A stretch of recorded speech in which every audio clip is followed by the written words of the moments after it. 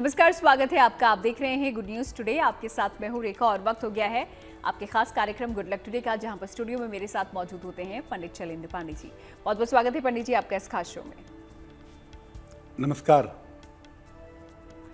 तो good luck today में आजकल हम बात कर रहे हैं नवरात्र की, और नवरात्र में प्रयोग होने वाले कुछ ऐसे चमत्कारी चीज़ों के बारे में जिसका इस्तेमाल आप नवरात्र के दौरान कर सकते हैं। और ऐसा ही एक प्रयोग है नारियल से जुड़ा हुआ। इसके चमत्कारी प्रयोगों के बारे में हम पंडित जी से जानेंगे, क्योंकि नारियल माता को अति प्रिय होता है। कलश स्थापना में भी नारियल का इस्तेमाल होता है। और ऐसे कौन कौन से प्रयोग हैं जो कि आप नारियल से नवरात्र के दौरान कर सकते हैं, ये हम पंडित जी से जानेंगे। लेकिन फिलहाल बात कर लेते हैं गुड लक मंत्र की।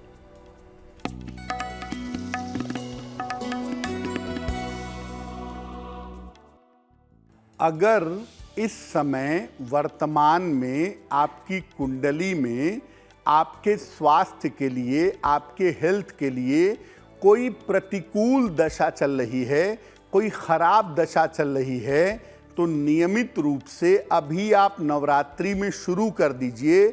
दोनों समय देवी कवच का पाठ करिए। सुबह एक बार और शाम को एक बार, दोनों समय अगर आप देवी कवच का पाठ करें तो आपके स्वास्थ्य की रक्षा निश्चित रूप से होगी। तो एक प्रयोग जो पंडित जी ने आपको बताया है, इससे आप भी अपना लक चमका सकते हैं। ये था आज का गुड लक मंत्र। आगे बढ़ते हैं पंचांग की तरफ। 25 मार्च यानी कि शनिवार का पंचांग भी अब पंडित जी से जान लेते हैं।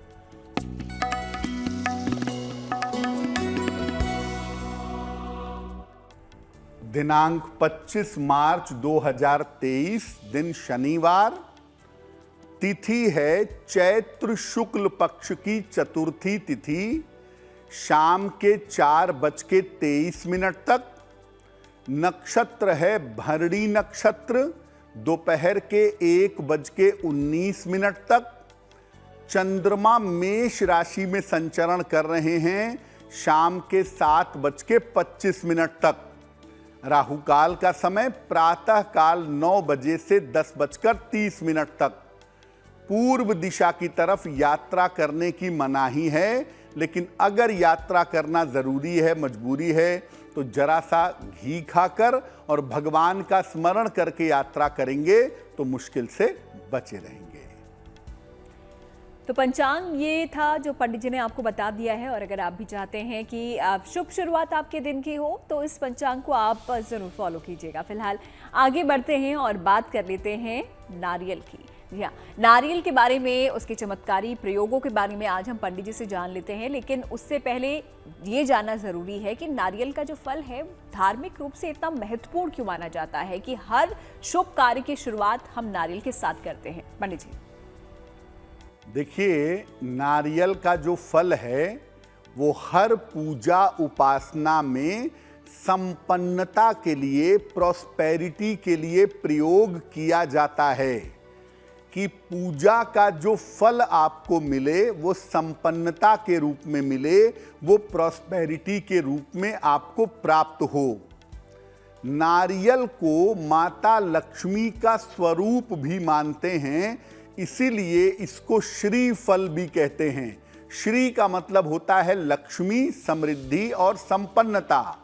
तो जो फल आपको समृद्धि और संपन्नता दे वो श्री फल है।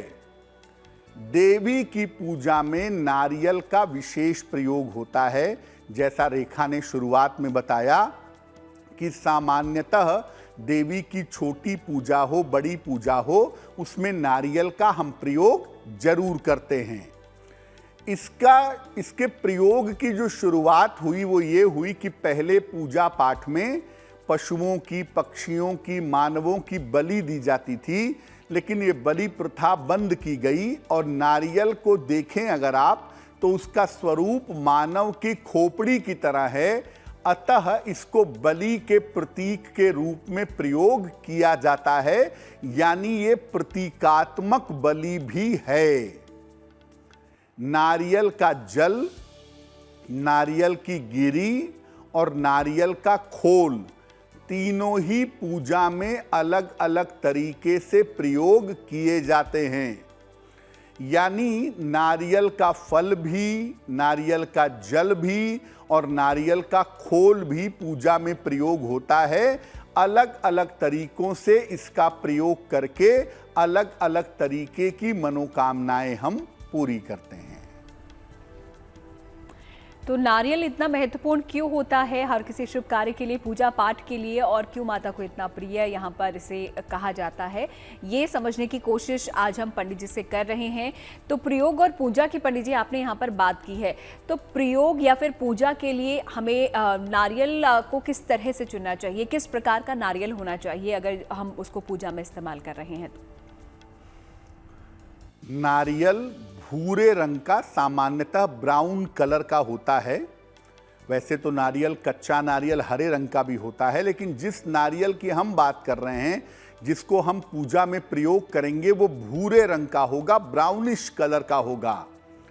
इसके अंदर गिरी भी होगी और जल भी होगा, यानी इसके अंदर गिरी और जल दोनों होना चाहिए। और सामान्यतः अगर आप देवी के सामने नारियल तोड़ने जा रहे हैं या नारियल का कोई विशेष प्रयोग करने जा रहे हैं, तो पहले इसकी जटाओं को हटा लीजिएगा। हालांकि कलश पर जब नारियल रखा जाता है तो वो जटाओं के साथ रखा जाता है, लेकिन तोड़ने के लिए, प्रयोग में लाने के लिए, विशेष प्रयोग करने के लिए उसकी जटाओं को हटा लेना चाहिए। तोड़ने के पहले इसकी जटाएं हटा ली जाएंगी, ये जरूरी है। भले ही आपने कलश के ऊपर जटा वाला नारियल रखा है, लेकिन नवरात्रि के बाद जब आप नारियल तोड़ेंगे तो पहले उसकी जटाएं हटा लेंगे, उसके बाद इसको तोड़ने का प्रयास करेंगे। तो नारियल का चुनाव आपको किस प्रकार करना है, कौन सा नारियल यहाँ पर प्रयोग में, पूजा में इस्तेमाल किया जाना है, पंडित जी ने आपको बता दिया है। अब आगे बढ़ते हैं राशियों की तरफ और देख लेते हैं मेष, वृष और मिथुन राशि का भाग्यफल क्या है।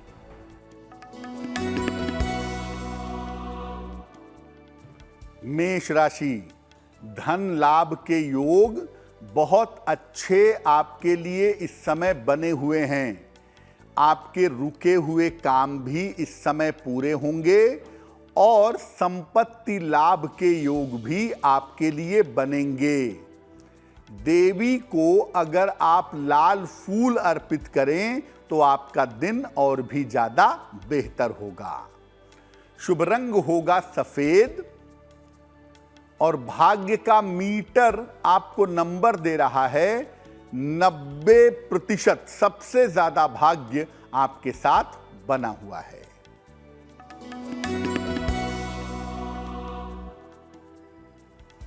वृषभ राशि, बेवजह की चिंता आपको हो सकती है। पारिवारिक विवादों से इस समय आपको बचना चाहिए और इस समय आप वाहन सावधानी से चलाएंगे। देवी के मंत्र का जप करें, ओम दुंग दुर्गाय नमः, तो आपके दिन की मुश्किलें बहुत हद तक कम हो जाएंगी। शुभ रंग होगा लाल और भाग्य का मीटर आपको नंबर दे रहा है 60%, यानी मेहनत ज्यादा होगी, भाग्य थोड़ा कम रहेगा।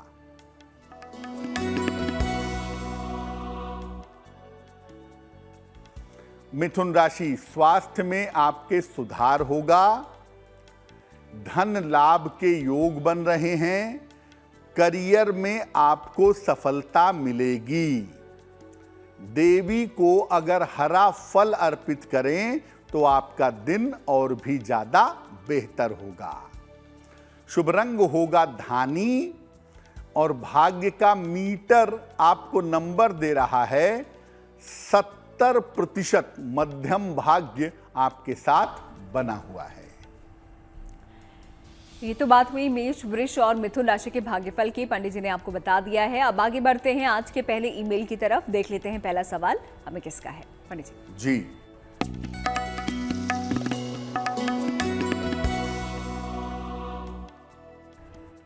आज का पहला मेल हमें मनीष कुमार जी ने लिखा है। रांची झारखंड से ये मेल लिखते हैं।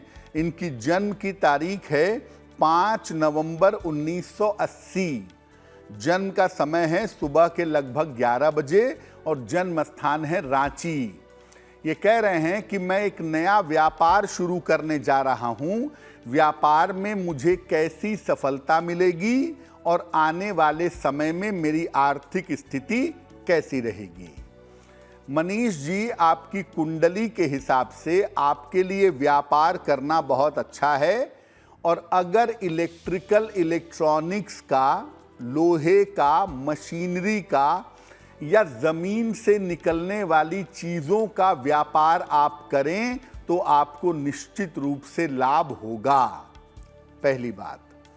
दूसरी बात यह है कि 1 साल तक अभी सब्र करिएगा। अगले साल के मई के महीने से, मई 2024 से आपके व्यापार की स्थिति, आपके धन की स्थिति लगातार बेहतर होती चली जाएगी। फिलहाल अपने बेहतर व्यापार के लिए और बेहतर आर्थिक स्थिति के लिए एक मोती बनवा के पहनिए। लगभग 10-12 रत्ती की मोती चांदी की अंगूठी में, दाहिने हाथ की सबसे छोटी उंगली में, शुक्ल पक्ष के सोमवार की रात को, और रोज सुबह सूर्य भगवान को जल चढ़ा करके अगर आप प्रार्थना करें तो आपको लाभ होगा। तो अगर आप भी कोई सवाल पंडित जी से पूछना चाहते हैं, अपना सवाल लिखिए और उसे भेज दीजिए हमें इस ईमेल आईडी पे जो कि आपकी टीवी स्क्रीन पर आपको नज़र आ रहा है। तो सवाल जवाबों का सिलसिला हम आगे भी जारी रखेंगे, लेकिन फिलहाल नारियल की हम बात कर रहे हैं तो उसी पर जो अगला सवाल है वो हम पंडित जी से ले लेते हैं। पंडित जी, नारियल का सामान्यतः नवरात्रि में अगर हम प्रयोग करना चाहते हैं तो किस तरीके से यहाँ पर उसको इस्तेमाल करना चाहिए, उसका प्रयोग करना चाहिए? रेखा, नारियल का प्रयोग नवरात्रि में अवश्य ही होता है और काफ़ी ज़्यादा होता है, लेकिन सामान्यतः प्रयोग करना कैसे चाहिए, उसका तरीका क्या है नवरात्रि में नारियल के प्रयोग का? नवरात्रि में एक नारियल ले लें और इसको चारों तरफ से रक्षा सूत्र से, मौली या कलावा भी कहते हैं, उससे बांध लें। या तो इसको कलश के मुख पर रख दें और या देवी के चरणों में अर्पित कर दें। पूरी नवरात्रि इसको वहीं पर रहने दें।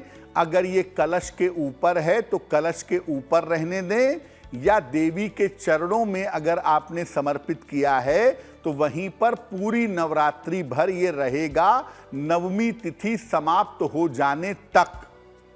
नवरात्रि समाप्त हो जाने पर इसको तोड़ करके प्रसाद के रूप में आपको ग्रहण करना चाहिए। यानी जो आप नवरात्रि में देवी को नारियल अर्पित करते हैं और पूजा स्थान पर रखते हैं, वहीं आप रोज मंत्र का जप करते हैं, वहीं आप रोज देवी का ध्यान करते हैं, आरती करते हैं, चालीसा पढ़ते हैं, तो आपके मंत्रों से, चालीसा से, आरती से नारियल अभिमंत्रित हो जाता है। खास तौर से नारियल के अंदर की जो गिरी है और नारियल के अंदर का जो जल है वो अभिमंत्रित हो जाता है। तो नवरात्रि समाप्त होने के बाद जब आप उसे तोड़ करके प्रसाद रूप में ग्रहण करते हैं तो उससे आपको बहुत फायदा होता है, शरीर स्वस्थ होता है और जो तमाम रोग, बीमारियां, चिंताएं हैं ये निश्चित रूप से दूर होती हैं। तो नवरात्रों में आपको नारियल का प्रयोग किस प्रकार करना है और कैसे उसे प्रसाद रूप में आखिरी दिन ग्रहण करना है, ये तमाम जो प्रक्रिया है वो पंडित जी ने आपको बता दी है। अब आगे बढ़ते हैं राशियों की तरफ, देख लेते हैं कर्क, सिंह और कन्या राशि का भाग्यफल क्या है।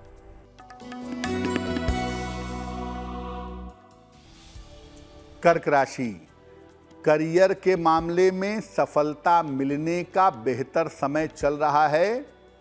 धन लाभ के योग बने हुए हैं और रिश्तों की तमाम समस्या आपकी इस समय हल होगी।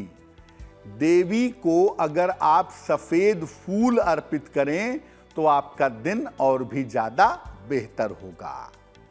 शुभ रंग होगा गुलाबी और भाग्य का मीटर आपको नंबर दे रहा है 80%। बहुत अच्छा भाग्य आपके साथ बना हुआ है।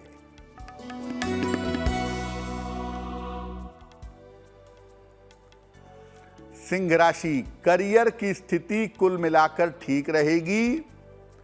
रुका हुआ धन आपको प्राप्त होगा। अविवाहित हैं तो इस समय विवाह तय हो सकता है। देवी को लाल फूल अर्पित कर दें तो आपका दिन और भी ज्यादा बेहतर होगा। शुभ रंग होगा नारंगी और भाग्य का मीटर आपको नंबर दे रहा है 75%। उत्तम भाग्य आपके साथ बना हुआ है।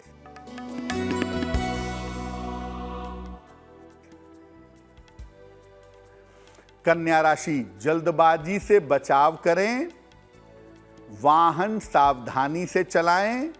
महत्वपूर्ण काम इस समय आपके रुक सकते हैं। देवी मंत्र का अगर आप जप करें ओम दुंग दुर्गाय नमः तो आपके दिन की मुश्किलें बहुत हद तक कम हो जाएंगी।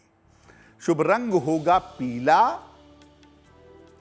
और भाग्य का मीटर आपको नंबर दे रहा है 60%। मेहनत ज्यादा होगी, भाग्य थोड़ा कम रहेगा।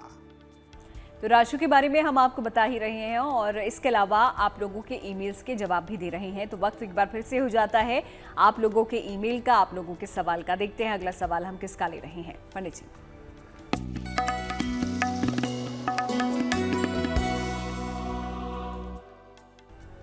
अगला प्रश्न हमें सौरभ शर्मा जी ने लिखा है। सौरभ शर्मा जी नोएडा से हमें मेल लिखते हैं। इनकी जन्म की तारीख है 14 अक्टूबर 1964, 1964। जन्म का समय है शाम के 3:15 और जन्म का स्थान है बुलंदशहर। सौरभ जी पूछ रहे हैं कि इनका स्वास्थ्य अच्छा नहीं रहता है, पहली बात। दूसरी बात, जीवन साथी के साथ तालमेल को लेकर के बहुत सारी दिक्कतें रहती हैं और ये हमेशा रहती हैं। तो स्वास्थ्य को और पारिवारिक जीवन को बेहतर करने के लिए मैं क्या करूं? सौरभ जी, सबसे पहले आपको बता दूं कि पारिवारिक जीवन में आपके इतनी मुश्किल नहीं है जितनी आप चिंता कर रहे हैं। मामला इतना गंभीर बिल्कुल भी नहीं है और आने वाले समय में धीरे धीरे प्रयास करने से यह मामला वैसे भी हल हो जाएगा। आपको चिंता की आवश्यकता बिल्कुल नहीं है। स्वास्थ्य की जहां तक बात है, हड्डियों का और नसों का थोड़ा सा आपको ध्यान देना होगा। बोन्स और नर्व का ये समस्या आपको परेशान कर सकती है, इसका ध्यान आपको बनाए रखना होगा। क्या उपाय करें कि पारिवारिक जीवन भी बेहतर हो जाए और स्वास्थ्य भी बेहतर हो जाए? एक पन्ना बनवा के पहनिए, लगभग 6 से 8 रत्ती का पन्ना, चांदी की अंगूठी में, दाहिने हाथ की सबसे छोटी उंगली में। बुधवार की शाम को आपको पन्ना धारण करने से लाभ होगा। और दूसरा काम करें, रोज शाम को 108 बार शनि मंत्र का जप करें, ओम शं शनैश्चराय नमः। तो ये आपके लिए बहुत शुभ रहेगा। तो दर्शक जो हमें देख रहे हैं अपने सवाल हमें भेजते हैं और आपके सवालों का जवाब यहाँ पर पंडित जी से हम जानते हैं। और अगर आप भी कुछ पूछना चाहते हैं, आप भी अपने सवाल लिखिए और उन्हें भेज दीजिए। ईमेल आईडी आपकी टीवी स्क्रीन पर है।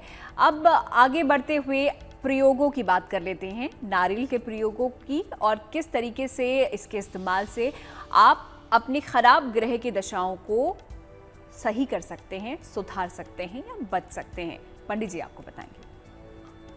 अगर आपकी कुंडली में कोई खराब ग्रह है, कोई निगेटिव प्लेनेट है और उसकी दशा चल रही है जिस वजह से आप परेशान हैं, या कुंडली के किसी एक खराब ग्रह की वजह से अगर आप परेशान हैं, तो क्या उपाय करें जिससे आप उसकी खराब ग्रह दशा से बचें?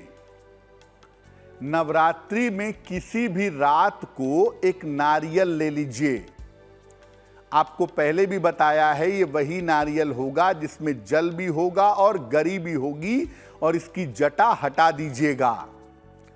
इसको अपनी गोद में रख करके देवी के सामने बैठिए और इसके बाद एक विशेष मंत्र का कम से कम 1 माला 108 बार या 3 माला 3 गुणे 108 बार जप करिएगा।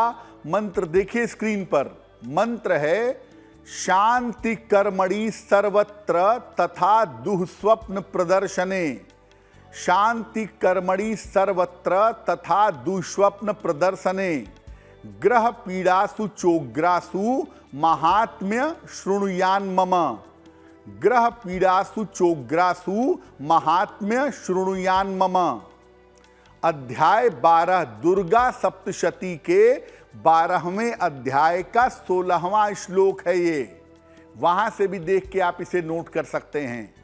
और जब इसकी 1 माला या 3 माला का आप जप कर लें, इसके बाद देवी से ग्रह शांति की प्रार्थना करें कि मेरा शनि खराब है, मेरे मंगल की खराब दशा चल रही है, मेरी राहु की वजह से मुझे दिक्कत हो रही है। ग्रह शांति की प्रार्थना करें और इसके बाद नारियल को वहीं पूजा स्थान पर छोड़ दीजिएगा। अगले दिन सुबह सुबह इस नारियल को ले जाकर के बहते हुए जल में प्रवाहित कर दीजिएगा। आप नवरात्रि में एक रात को जग करके अगर ये उपाय कर लेते हैं तो खराब ग्रह दशाओं के चंगुल से, खराब ग्रहों की स्थितियों से आपको निश्चित रूप से छुटकारा मिलेगा। तो क्या क्या प्रयोग नारियल के आप कर सकते हैं नवरात्रों में अपनी अलग अलग समस्याओं के लिए या फिर माता को प्रसन्न करने के लिए? पंडित जी आपको बता ही रहे हैं और साथ ही साथ आपकी राशियों के बारे में भी हम जान रहे हैं। तो अगली 3 राशियां हैं तुला, वृश्चिक और धनु राशि। देखते हैं इनका भाग्यफल क्या है।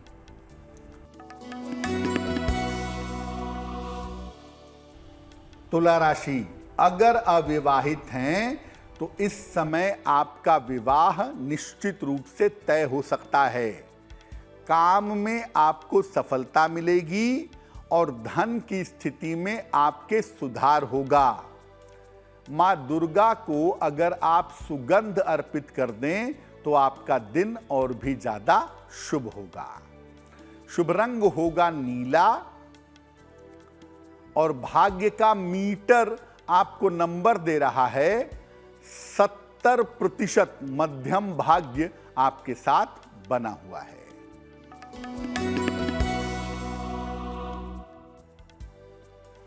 वृश्चिक राशि, स्वास्थ्य आपका अच्छा होता जाएगा। रुके हुए काम आपके पूरे होंगे, लेकिन काम बढ़ा रहेगा, काम की अधिकता रहेगी। देवी को अगर लौंग अर्पित कर दें तो आपका दिन और भी ज्यादा शुभ होगा। शुभ रंग होगा आसमानी और भाग्य का मीटर आपको नंबर दे रहा है 65%। जितनी मेहनत करेंगे उतना ही आपको लाभ होगा।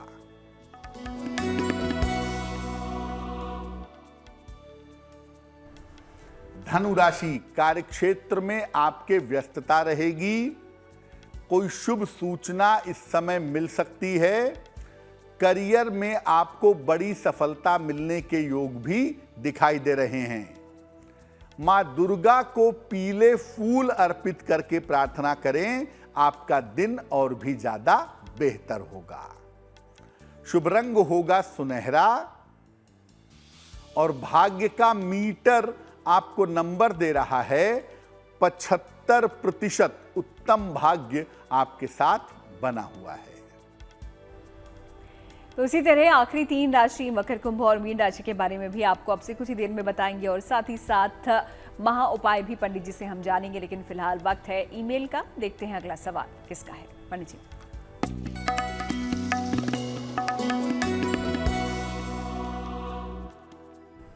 अगला प्रश्न हमें शैलजा मल्होत्रा जी ने लिखा है और शैलजा जी हमें मेल लिखती हैं बंगलौर से। ये अपने बेटे के बारे में जानना चाहती हैं। बेटे का नाम है रजत और बेटे की जन्म तारीख है 9 अगस्त 1990। जन्म का समय है रात के 11:45 और जन्म का स्थान है बेटे का दिल्ली। मेल लिखती हैं बंगलौर से। ये लिख रही हैं कि बेटा इनका विदेश में है और उसका विवाह कब होगा, क्या वो विदेश में सेटल होगा, उसका आने वाला भविष्य कैसा रहेगा। देखिए, आपको बता दूं कि आपके बेटे की कुंडली के हिसाब से उसका विवाह इसी साल होगा समय चल रहा है और अक्टूबर के पहले कभी भी उनका विवाह होने की संभावना दिखाई दे रही है। दूसरी बात, पत्नी के जीवन में आने के बाद जीवन में बड़े बदलाव होंगे और ऐसा लग रहा है कि आपका बेटा पत्नी के साथ मिलकर के फाइनली विदेश में सेटल हो जाएगा। भविष्य और करियर आपके पुत्र का अच्छा है। केवल आप दो बातों का ध्यान दीजिएगा कि आपका बेटा डिप्रेशन का शिकार ना हो और किसी तरह का नशा वशा करने के चक्कर में ना पड़े। आपके बेटे की उन्नति हो, जीवन में सफलता पाए, इसके लिए आप अपने पुत्र को एक ओपल बनवा के पहना दें। लगभग 10-12 रत्ती का ओपल चांदी की अंगूठी में, दाहिने हाथ की तर्जनी उंगली में, शुक्रवार की शाम को ओपल पहनाने से इनको लाभ होगा। और आप इनकी माता जी हैं, आप चाहें तो आप, नहीं तो आपके पुत्र सुबह शाम दोनों समय एक एक बार मन में हनुमान चालीसा का पाठ करें तो वो काफी शुभ रहेगा। तो बेंगलोर से शैलजा जी का ये सवाल था जिसका जवाब पंडित जी ने यहाँ पर आपको दे दिया है, समाधान आपको बता दिया है। और इसी तरह अब कार्यक्रम को आगे बढ़ाते हैं और अगला सवाल हम पंडित जी से ले लेते हैं। नवरात्र में नारियल की हम बात कर रहे हैं, उसके प्रयोग से किस प्रकार संतान प्राप्ति आप कर सकते हैं, क्या उपाय है इसका, पंडित जी आपको बताएंगे। अगर पति पत्नी बहुत दिन से संतान प्राप्ति का प्रयास कर रहे हैं, डॉक्टर से सलाह भी ले रहे हैं, लेकिन चीजें उनके पक्ष में नहीं आ रही, संतान की प्राप्ति संभव नहीं हो पा रही है, तो नवरात्रि में क्या उपाय करें कि संतान की प्राप्ति आसान हो जाए। नवरात्रि में किसी भी रात को पति पत्नी एक साथ देवी को नारियल अर्पित करेंगे। और पहले भी बताया कि जो प्रयोग वाला नारियल होगा उसकी जटा हटा देंगे, नारियल पर रक्षा सूत्र बांध लेंगे और उसे पीली चुनरी में रख करके नारियल को पति पत्नी एक साथ देवी को किसी भी नवरात्रि की रात में अर्पित करें। अर्पित करने के बाद संतान प्राप्ति की प्रार्थना करें और उसी पीले कपड़े में, पीली चुनरी में ये नारियल देवी के सामने पूरे नवरात्रि में रखा रहेगा। नवरात्रि के बाद इसको पीली चुनरी में ही बांधकर अपने शयन कक्ष में, अपने बेडरूम में जहां पति पत्नी सोते हैं वहां रख लें। साल भर के बाद इसको जल प्रवाहित कर देंगे। अगर संतान पहले हो गई या संतान के योग की शुरुआत हो गई तब भी इस नारियल को साल भर तक अपने शयन कक्ष में जरूर रखेंगे। तो संतान प्राप्ति के लिए नारियल के प्रयोग आप किस प्रकार कर सकते हैं इस नवरात्र में, ये पंडित जी ने आपको बता दिया। लेकिन पंडित जी, नवरात्र में किसी भी तरह के अगर तंत्र मंत्र को दूर करना हो, काटना हो, तो उसके लिए क्या उपाय नारियल के जरिए किया जा सकता है? बहुत सारे लोग ऐसे होते हैं जिनसे लोग चिढ़ करके शत्रुता में, दुश्मनी में तंत्र मंत्र का गलत प्रयोग उनके ऊपर कर देते हैं, उन्हें तमाम तरह की समस्याएं हो जाती हैं। अगर आप इसको काटना चाहते हैं तो क्या करेंगे, एक सूखा नारियल लीजिए, नारियल की गरी जिसको कहते हैं या नारियल की गिरी कहते हैं, जिसको घिस करके खीर आदि में, व्यंजनों में डाला जाता है। एक सूखा नारियल का गोला ले लीजिए और इसको ऊपर से थोड़ा सा काट कर ढक्कन की तरह निकाल लीजिए। अब इसके अंदर चीनी भर के, वही नारियल जो ऊपर से काट के निकाला था वो उसके ऊपर लगा दीजिए और सीधा इसको ऐसे पकड़ करके ले जा करके किसी पेड़ के नीचे गड्ढा खोदकर दबा दीजिए। बिल्कुल सीधा रख के ऊपर से मिट्टी मिला दीजिए, बराबर कर दीजिए। जैसे जैसे चींटियां जमीन के अंदर इस नारियल को खाती जाएंगी वैसे वैसे आपकी नकारात्मक ऊर्जा दूर होते जाएगी। आपके शरीर की अज्ञात बीमारी, आपके जीवन की अज्ञात समस्या वैसे वैसे दूर होगी। लगभग इस प्रयोग को करने के 1 महीने के अंदर आपको निगेटिव एनर्जी से, नकारात्मक ऊर्जा से छुटकारा मिल जाएगा। तो तंत्र मंत्र से मुक्ति के लिए नारियल का प्रयोग किस प्रकार आपको करना है और कैसे उसका लाभ आपको 1 महीने के अंदर दिख जाएगा, पंडित जी ने आपको बता दिया है। तो नारियल की हम बात कर रहे हैं, उसके प्रयोगों की हम बात कर रहे हैं और अलग अलग चमत्कारी प्रयोगों के बारे में पंडित जी ने यहाँ पर हमें बताया। लेकिन पंडित जी, देवी के सामने हम नारियल चढ़ाते हैं और नारियल अगर तोड़ते हैं तो उसका सही तरीका क्या है और इसका क्या लाभ होता है? देखिए, नारियल जो है ना, वो आपके स्वयं का प्रतीक है। और जब आप नारियल तोड़ते हैं तो उसका सही तरीका क्या है?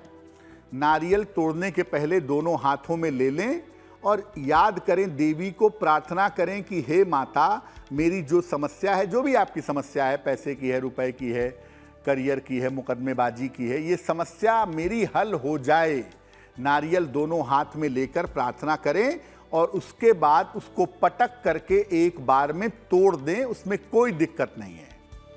दूसरा तरीका यह है कि आप नारियल अपने दाहिने हाथ में लें, अपने सर पर से 3 बार घुमाएं, क्लॉकवाइज या एंटी क्लॉकवाइज, जैसे भी चाहें घुमा लें और घुमाने के बाद एक बार में पटक करके तोड़ दें और तोड़ने के बाद जो आपकी प्रार्थना है उसके पूरे हो जाने की प्रार्थना करें। लेकिन एक बार में ही पटक के तोड़ने का विधान है, वैसा ही करना चाहिए। बहुत सारे लोग ऐसा भी कहते हैं कि चूंकि नारियल बलि का प्रतीक है, इसलिए महिलाओं को नारियल नहीं तोड़ना चाहिए। देखिए, बलि का प्रतीकात्मक प्रतीक है ये वास्तव में बलि नहीं है। देवी देवता बलि ग्रहण नहीं करते हैं और ऐसी परंपराएं जो हैं वो लोक मान्यता की वजह से प्राचीन समय में ये सब अस्तित्व में था, लेकिन ये मुख्यतः धर्म का हिस्सा कभी नहीं रहा है। ये बात आप जानिए कि जो आप नारियल अर्पित कर रहे हैं, आप स्वयं को देवी को समर्पित कर रहे हैं। तो आप महिला हो या पुरुष हो, कोई भी नारियल तोड़ सकता है देवी के सामने। और ख़ास तौर से अगर किसी बड़ी बाधा में आप फंस गए हैं कि बाधा से छुटकारा नहीं मिल रहा है, उसी समय जाइए, नारियल लाइए, छील करके जटा हटा करके स्नान कर लीजिए। स्नान करने के बाद 3 बार सर पर से घुमा के देवी के सामने पटक करके तोड़ दीजिए। आपकी मनोकामना निश्चित रूप से पूरी हो जाएगी। और आप महिला हैं या पुरुष हैं, कोई भी हैं, आप नारियल तोड़ सकते हैं। अब आगे बढ़ते हैं आखिरी 3 राशियों की तरफ और देख लेते हैं मकर, कुंभ और मीन राशि का भाग्यफल क्या कहता है।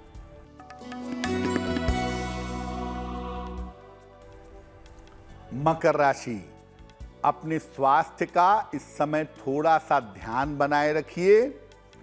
परिवार में विवाद ना हो, इसका भी ध्यान रखिए। जल्दबाजी में कोई भी काम मत करिएगा। देवी के मंत्र का अगर आप जप करें तो आपका दिन बेहतर होगा, दिन की मुश्किलें कम होंगी। शुभ रंग होगा लाल और भाग्य का मीटर आपको नंबर दे रहा है 60%, यानी मेहनत ज्यादा होगी, भाग्य थोड़ा कम रहेगा।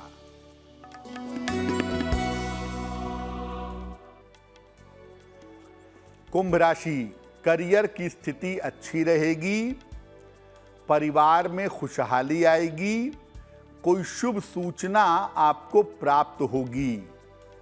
देवी को अगर मिठाई अर्पित कर दें तो आपका दिन और भी ज्यादा बेहतर होगा।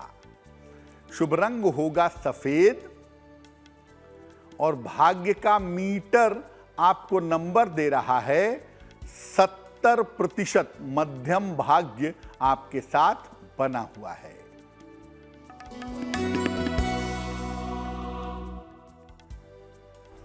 मीन राशि, करियर में लगातार उन्नति होगी, रिश्तों की समस्या हल होगी। अपनी योजनाओं को फिलहाल सीक्रेट रखिए, गोपनीय रखिए। देवी को अगर पीले फूल आप अर्पित करें तो आपका दिन और भी ज्यादा बेहतर होगा। शुभ रंग होगा हरा और भाग्य का मीटर आपको नंबर दे रहा है 80%, बहुत अच्छा भाग्य आपके साथ बना हुआ है। तो चलिए, इसी के साथ सभी राशियों के बारे में उनका भाग्यफल पंडित जी ने आप लोगों को बता दिया है। आपने जान लिया है कि आपका दिन कैसा रहने वाला है। वक्त हो जाता है अब आज के आखिरी ईमेल का भी, तो देखते हैं आखिरी जो सवाल है वो किसका है। पंडित जी,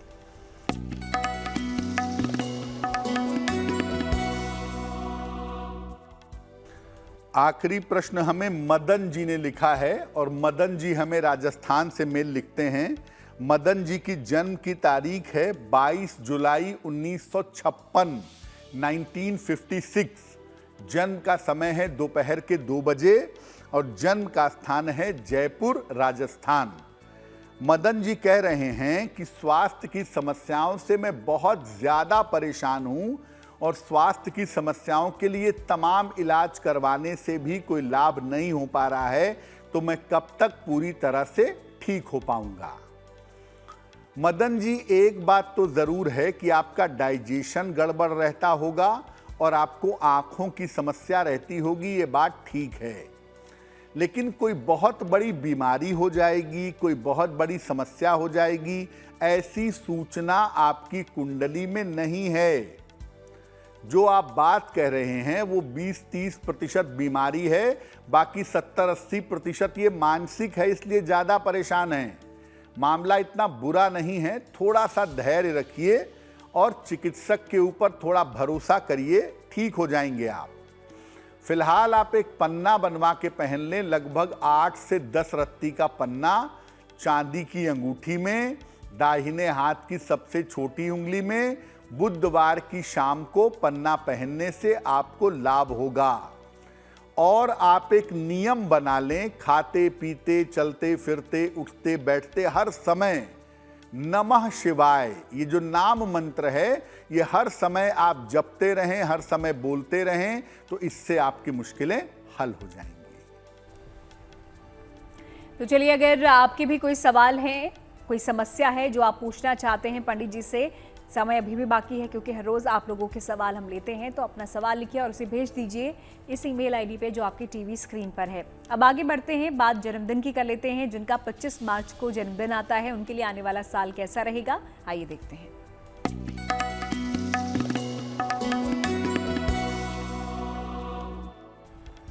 जिन लोगों का जन्मदिन 25 मार्च को है, उन्हें हम सबकी तरफ से जन्मदिन की हार्दिक शुभकामनाएं। आने वाले वर्ष में आपको जीवन में बड़ी सफलताएं मिलेंगी। करियर और पद प्रतिष्ठा में आपको लाभ होगा। धन की स्थिति कुल मिलाकर ठीक रहेगी। अगर अविवाहित हैं तो इस साल के अंत तक आपके विवाह होने के योग बनते हैं। क्या करेंगे? पूरे साल भर भगवान गणेश की अगर आप उपासना करें तो ये वर्ष आपके लिए बहुत अच्छा रहेगा। और चलिए, अब आगे बढ़ते हुए जिज्ञासा भी दूर कर लेते हैं। और पंडित जी, जिज्ञासा देवी माँ से ही जुड़ी हुई है। आज का जो सवाल है कि देवी की उपासना में सिंदूर जो अर्पित किया जाता है वो करना आवश्यक होता है? देवी की उपासना में बहुत सारे लोग माता को सिंदूर अर्पित करते हैं। ये कितना जरूरी है? देखिए, सामान्यतः महिलाएं देवी को हमेशा सिंदूर अर्पित कर सकती हैं जब भी चाहें। लेकिन जिन बालिकाओं का विवाह नहीं हो पा रहा हो, उन्हें नवरात्रि में देवी को सिंदूर रोज जरूर अर्पित करना चाहिए। और पुरुष जो हैं वो किसी भी स्थिति में देवी को सिंदूर अर्पित नहीं करेंगे। महिलाएं सिंदूर अर्पित कर सकती हैं, रोज चाहें रोज करें। और जिन बालिकाओं का विवाह नहीं हो रहा हो, वो भी अगर देवी को सिंदूर अर्पित करके प्रार्थना करें तो उनका विवाह जल्दी होता है। तो चलिए, जिज्ञासा यहाँ पर हमारी दूर हो चुकी है। अब आगे बढ़ते हैं शुभ पहर की तरफ। जान लेते हैं 25 मार्च यानी कि शनिवार का शुभ पहर क्या है।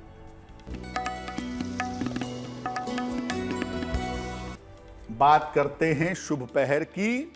25 मार्च शनिवार, शुभ पहर का समय है शाम को 6 बजे से 7:30 के बीच में। इस समय में मां दुर्गा को, देवी को हरी इलायची अर्पित करिएगा। इससे आपको विद्या और बुद्धि का वरदान मिलेगा। लेकिन करेंगे शुभ पहर में ही, फिर से नोट कर लें समय 25 मार्च शनिवार शाम को 6 बजे से 7:30 के बीच में। तो शुभ पहर यहाँ पर पंडित जी ने आपको बता दिया है और क्या करना है इस दौरान आपने ये भी आपने जान लिया है। आगे बढ़ते हैं गुड लक राशि की तरफ, देख लेते हैं आज की गुड लक राशि के बारे में।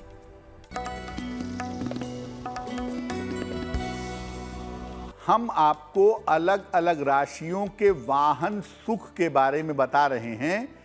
आज की जो गुड लक राशि है वो है मकर। इन्हें वाहन चलाने में मकर वालों को हमेशा सावधानी रखनी चाहिए। लाल और नीले शेड के वाहन इनके लिए बहुत अच्छे नहीं होते और मकर राशि के लोग अपने वाहन में भगवान कृष्ण का चित्र या उनकी मूर्ति जरूर रखें, उनको निश्चित रूप से लाभ होगा। और कार्यक्रम के आखिरी पड़ाव में हम आ चुके हैं और यहाँ पर महा उपाय पंडित जी आपको बताते हैं, तो जानते हैं उनसे आज का महा उपाय क्या है पंडित जी। जी,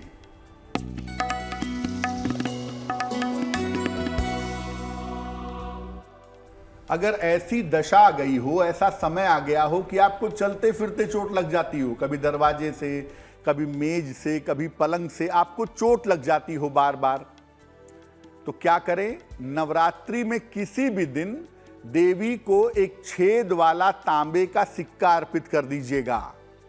इसके बाद देवी का मंत्र हम सब जानते हैं, ओम दुंग दुर्गाय नमः, या तो ये जप लीजिएगा या दुर्गा चालीसा का पाठ कर लीजिएगा। सिक्के को लाल धागे में डालकर गले में धारण कर लें।